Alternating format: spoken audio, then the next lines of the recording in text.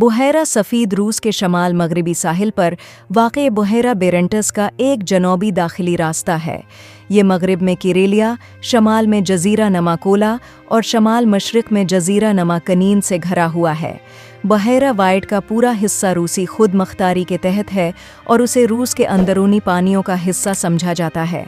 انتظامی طور پر یہ ارخنگلسک اور مرمانسک اوبلاستوں اور جمہوریہ کیرلیا کے درمیان تقسیم ہے۔ ارخنگلسک کی بڑی بندرگاہ بحیرہ سفید پر واقع ہے۔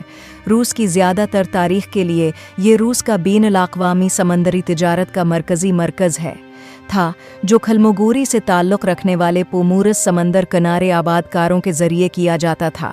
جدید دور میں یہ سوویت بحری اور آبدوز کا ایک اہم اڈا بن گیا۔ وائٹ سی بالٹک کینال بحیرہ سفید کو بالٹک سمندر سے جوڑتی ہے۔ بحیرہ وائٹ ان 4 سمندروں میں سے ایک ہے جن کا نام نہ صرف انگریزی میں عام رنگ کی اصطلاحات پر رکھا گیا ہے، دوسرے سیاہ، سرخ اور پیلے سمندر ہیں۔